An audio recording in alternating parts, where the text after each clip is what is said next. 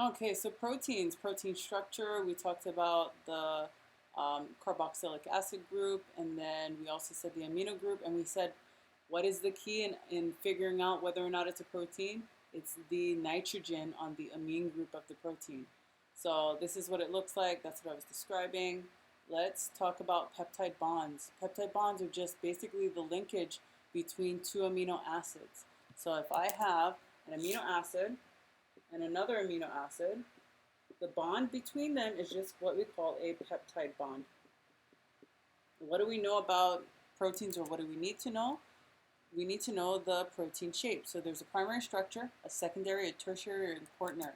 This is the fastest way to remember it. So primary is just number and order of amino acids. So it's nuts. Number, order, sequence. I don't have the word order in there. That's why it's nuts. No. So this stands for number, and this stands for sequence of amino acids.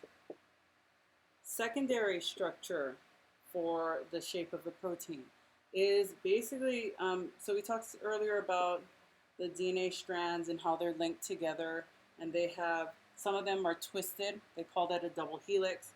And then the other ones are kind of pleated back and forth or folded. So we have an alpha helix shape, or we have a beta pleated. And these all depend on hydrogen bonds and how the hydrogen bonds connect to one another to create the alpha or the beta. Tertiary is simply this. Once I have this all, it's like rope. You know, when you take rope and then you have it already wound, but you take that rope and you tie it into a knot and you create a different shape. Well, that's tertiary. So if I have one rope and I tie it into a shape, like my rubber band on my hair, which I'm not going to pull off, and then I take another rubber band and so from somewhere else, and I tie that into a knot, and then I tie the two of them together, that's what we call a quaternary. So what is tertiary? It's the actual folding of the protein, right? It has your twist ties. And what is quaternary?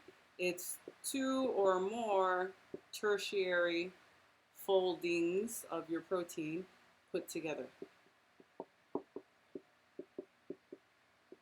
Let's take a look at what it is. So there's going to be images. So this is primary. So primary was number, order, sequence, and this is this, right? And then secondary is using hydrogen bonds to connect or twist and wrap. This is an alpha helix. This is beta pleated sheet. Once these are formed, then I can fold it over itself, right? It's like twisting rope and then tying rope on itself. Now I take two ropes and I put them together. From tertiary, it becomes quaternary. So that's all it is. Primary, number and order. Secondary, alpha and beta with hydrogen bonds. Tertiary, folding over on itself. And quaternary, if you notice, there's two different colors of purple, right? Or there's 1, 2, 3, 4 tertiary structures grouped together in this final quaternary structure. And these are all examples, or could be examples, of what we were calling enzymes, right? Enzymes were